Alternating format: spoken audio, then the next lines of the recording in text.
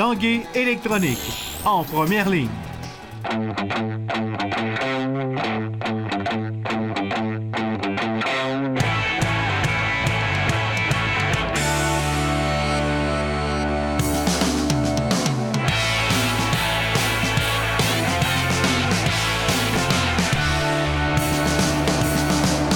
À tous, un bon jeudi. Bienvenue à l'Esprit sportif. Dans l'émission aujourd'hui, on vous parle des Alouettes de Charlesbourg, équipe qui se prépare pour la prochaine saison de la Ligue de baseball junior élite du Québec. Mais d'abord, parlons football. C'est samedi ici, au stade du PEPS de l'Université Laval, que sera présenté le défi Est-Ouest. Les meilleurs joueurs de football universitaire au pays sont au rendez-vous, dont 7 du Rouge et Or.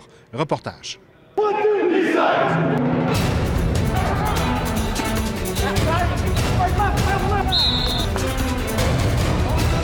Saint-Hyacinthe du Rouge et Or, comment ça peut être important pour ces joueurs-là, le défi Est-Ouest? Bien, c'est sûr que c'est une belle vitrine pour eux par rapport aux entraîneurs professionnels qui ont la chance de les voir après 3 ans universitaires. Donc, c'est une bonne première... Ils ont la chance de faire une bonne première impression devant tous les entraîneurs professionnels. C'est certain qu'ils sont seulement éligibles dans 1 an. Ils ont une autre année universitaire à jouer, mais de notre côté, ça permet aussi aux entraîneurs professionnels de voir leur progression puis d'apprendre à les connaître un peu.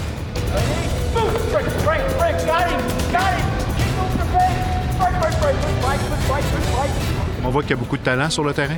Oui, absolument, absolument. Il y a beaucoup de très bons joueurs de football partout au pays. C'est le fun de voir ça, de voir ça reste quand même de jeunes joueurs qui ont seulement fait 3 saisons. Parfois, on parle de joueurs quand même qui vont jouer 4, 5 saisons. Donc, c'est encore de jeunes joueurs, mais beaucoup de talent, effectivement. Quelques jours seulement pour préparer un match. Comment ça se passe pour toi? Ça se passe vraiment bien. La première journée s'est vraiment bien passée. J'ai pu voir les habiletés des autres joueurs ici. Puis moi, personnellement, je suis très content de ma performance. Je suis content de la performance de mes collègues. Puis on est dans le bon chemin en ce moment. C'est important pour toi, comme joueur de football, ce défi-là? C'est vraiment important. C'est sûr que ça te permet justement de te démontrer tes habiletés envers les coachs de la CFL et de la Ligue professionnelle. Alors, c'est sûr que c'est quelque chose qui est très important pour moi et les autres joueurs. Puis on veut performer à notre plus haut niveau.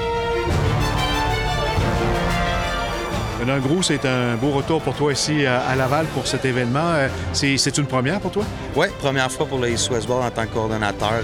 Tout le temps le fun de côtoyer les meilleurs joueurs au pays.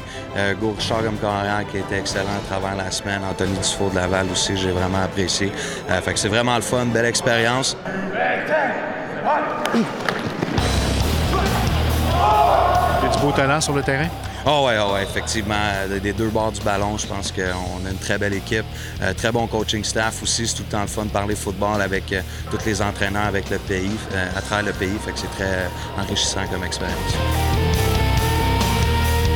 La majorité des joueurs sont très, très expérimentés puis comprennent bien la game. Fait qu'ils vont être prêts. Je pense que c'est sûr que tu arrives ici avec des packages réduits. Tu ne peux pas trop installer un gros système de jeu. Mais les gars connaissent très bien les choses puis à date, ça va super bien. Toi aussi, c'est une première expérience comme entraîneur au défi Est-Ouest? Oui, c'est ça. C'est ma première année. Les 2 dernières années, on l'organisait à McGill. Là, en ce moment, c'est le fun parce que j'ai juste l'occasion de coacher des jeunes. C'est drôle parce que moi, dans mes années à moi, quand j'ai fait les East-West, c'était coach Gary Retterman qui était le coach running back. Puis maintenant, c'est le coach en chef du East-West. Fait que c'est lui qui m'a appelé pour venir coacher porteur ballon. Fait que c'est le fun. Je travaille avec Chris Amour, qui est justement un ancien de l'Université Laval. Fait que non, puis en tout cas, c'est vraiment une occasion unique là, de les faire devenir meilleurs. C'est nos moments les plus fun dans notre carrière comme joueur. On rencontre des joueurs un peu partout. Tu as la chance d'impressionner les éclaireurs qui viennent un peu partout au pays. Ce sont peut-être à peu près une quinzaine, sont une vingtaine. Fait que non, c'est vraiment une occasion là, de se démarquer. Dans ces meilleurs joueurs-là au pays, combien peut-être vont atteindre la Ligue canadienne de football selon toi? Bien, de ce groupe-là, habituellement, j'ai pas les chiffres, mais c'est quand même un très bon nombre qui vont... Habituellement, là, depuis que le défi Est-Ouest existe, il y a beaucoup de joueurs dans ce défi-là qui vont être repêchés dans 1 an.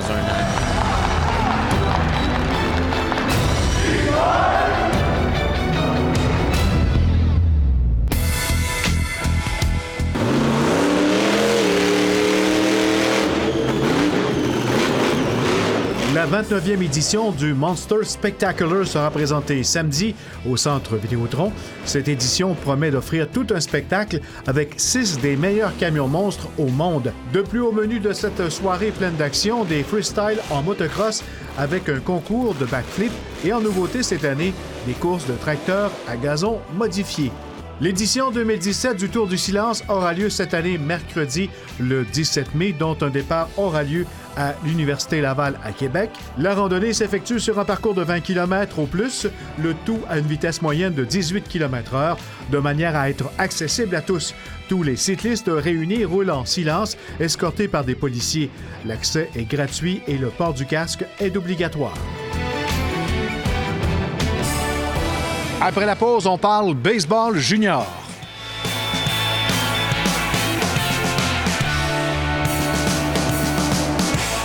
L'Esprit sportif souligne l'excellence du Rouge et Or football. C'est en route vers une 10e Coupe Vanier que la formation de Glenn Constantin amorcera la prochaine saison. En levée de rideau, un affrontement face au Vert et Or le 26 août au Stade TELUS. Avec les Hugo Richard, Mathieu Batz, Adam Hautelaire et Anthony Dufour, le Rouge et Or s'annonce difficile à battre. Et que dire de la relève? Samuel Maranda-Bizot, David Côté et Mathieu Robitaille, des étoiles du football collégial. Pour un avant-goût de la saison, les Ravens de Carleton seront de retour à Québec pour un match pré-saison le 19 août prochain. Parlons maintenant baseball. Dans la Ligue junior élite du Québec, les Castors de Charlebourg redeviendront les Alouettes de Charlebourg au cours de la prochaine saison. Et l'équipe amorcera sa saison locale le 21 mai prochain contre les Diamants de Québec. Et Jonathan Fournier a rencontré l'entraîneur des Alouettes, Jean-Nicolas Blanchette.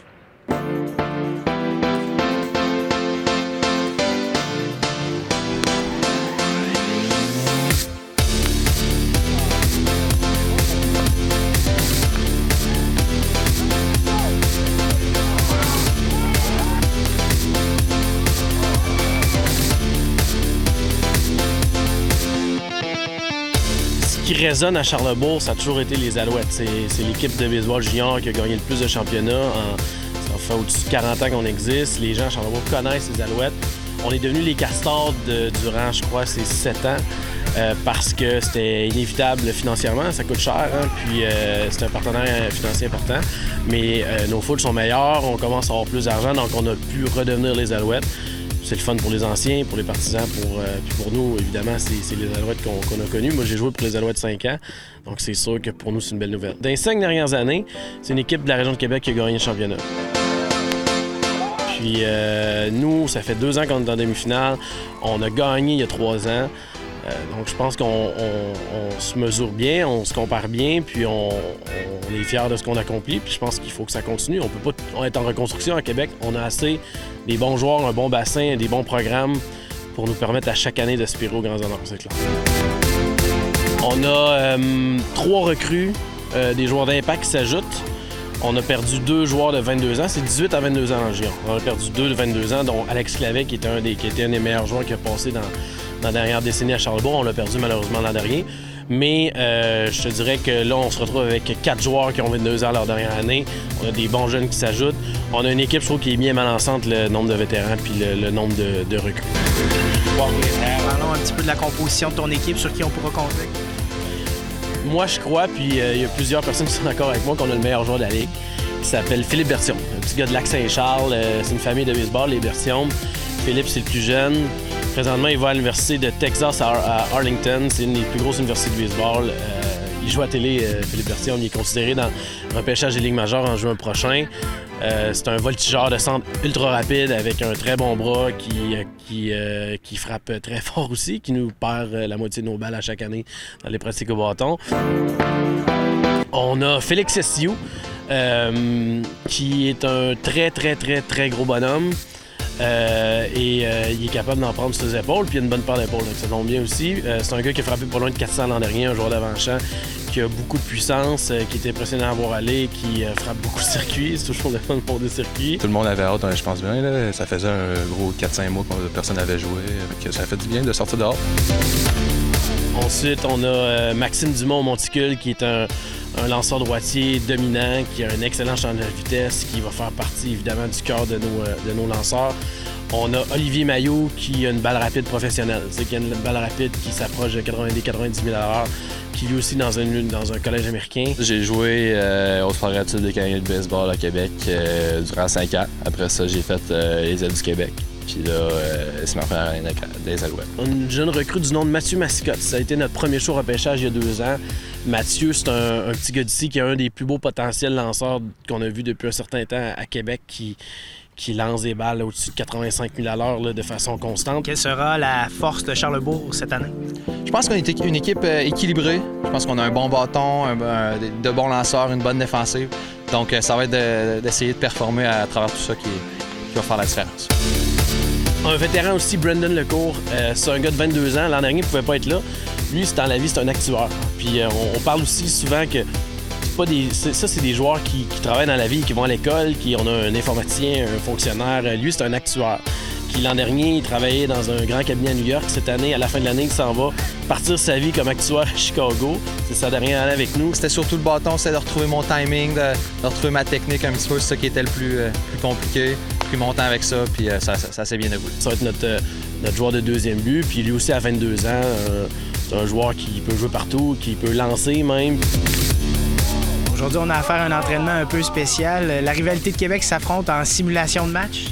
On est souvent ensemble, les joueurs, c'est des amis, ils ont été à Sport-études ensemble, on fait des échanges entre les équipes, donc il y a des anciens Alouettes qui sont avec eux autres, vice-versa. Mais quand le match commence, on veut encore plus les gagner pour cette raison-là. Tu veux pas perdre contre ton ami. Puis la rivalité, elle est aussi intense qu'elle l'a toujours été. 21 mai contre les Diamants de Québec, ça va être notre grande ouverture. Venez-vous-en, venez visiter notre petit parc Henri Cazot, c'est très sympathique. Vous pouvez manger, prendre un breuvage.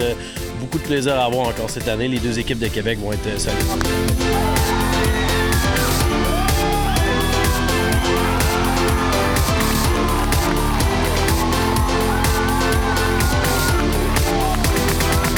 Et en terminant, je vous rappelle que c'est samedi à compter de 12h30 que sera présenté le match du défi Est-Ouest Valero ici sur le terrain du stade TELUS, Université Laval. Voilà, c'était l'Esprit sportif. On se retrouve demain. Bye bye.